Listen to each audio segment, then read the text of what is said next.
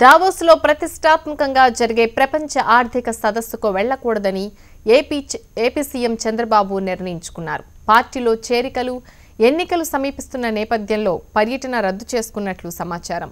చంద్రబాబు తరపున ప్రపంచ ఆర్థిక సదస్సుకు ఏపీ మంత్రి లోకేష్ వెళ్తున్నారు. లోకేష్ నేతృత్వంలో 17 మంది ఏపీ బృందం ప్రపంచ ఆర్థిక సదస్సులో పాల్గొనడానికి దావోస్ వెళ్లబోతోంది. ఈ నెల 22 నుంచి 25 వరకు దావోస్లో ఏపీ ప్రతినిధులు పర్యటిస్తారు.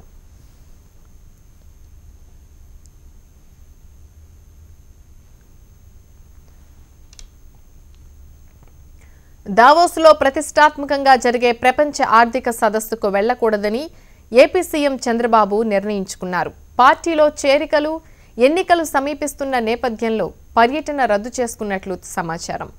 చంద్రబాబు తరపున ప్రపంచ ఆర్థిక సదస్సుకు ఏపీ మంత్రి లోకేష్ వెళ్తున్నారు. లోకేష్ నేతృత్వంలో 17 మంది ఏపీ బృందం ప్రపంచ ఆర్థిక సదస్సులో పాల్గొనడానికి దావోస్ వెళ్లబోతోంది. ఈ నెల 22 నుంచి 25 వరకు దావోస్లో ఏపీ ప్రతినిధులు పర్యటిస్తారు.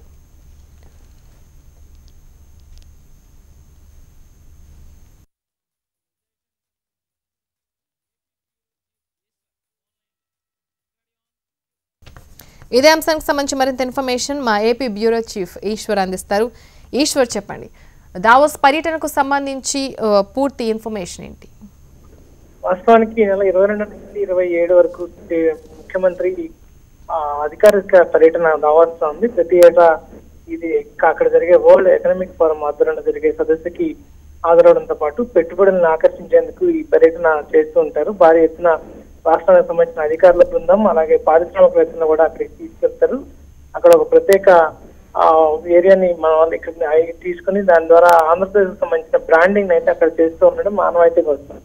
అయితే ఈసారి కూడా దానికి సంబంధించి మొదట్లోనే కొంత వివాదమైంది. అందుకు అక్కడికి వెళ్లేందుకు అధికారులను కూడా పెద్ద స్థాయిలో అనుమతించేందుకు కేంద్రం నిరాకరించింది అన్నట్టుగా వార్తలు వచ్చాయి. మళ్ళీ ప్రత్యేకంగా ఈ సమాచారాన్ని పంపి అందరికీ అవకాశం వచ్చి వెళ్లేందుకు అవకాశం వచ్చేలాగా క్లియరెన్స్ కూడా సెంటర్ నుంచి వచ్చింది. అయితే తాజాగా రాష్ట్రంలో నెలకొన్న రాజకీయ పరిణామాల నేపథ్యంలో ఒకవైపు జగన్మోహన్ రెడ్డి తన పాదయాత్రని కంప్లీట్ చేసిన తర్వాత ఆ పార్టీ మిగతా ఎట్లా ప్రొసీడ్ అవుతుంది, అలాగే నిన్న కేటీఆర్ జగన్ మధ్య జరిగిన ఈ ఫెడరల్ ఫ్రంట్ కి సంబంధించిన పొత్తు, ఆ తర్వాత తలసాని శ్రీనివాసరావు రాష్ట్రంలో ఈ సంక్రాంతి పర్వదినం సందర్భంగా పర్యటిస్తూ చేసిన కీలక వ్యాఖ్యలు, వీటన్నింటి నేపథ్యంలో ఎలక్షన్ సమీపంలో ఉన్న ప్రస్తుత తరుణంలో ఇట్లాంటి టూర్లు దాదాపు ఒక వారం రోజుల పాటు రాష్ట్రానికి దూరంగా ఉండడం అంత మంచిది కాదన్నట్టుగా పొలిటికల్ వర్గాల నుంచి ముఖ్యమంత్రికి సూచనలు రావడంతో అందుకని దాన్ని తాత్కాలికంగా వాయిదా వేసుకుంటున్నట్టు తెలిసింది. అయితే దీన్ని అధికారికంగా ప్రకటించాల్సి ఉంది.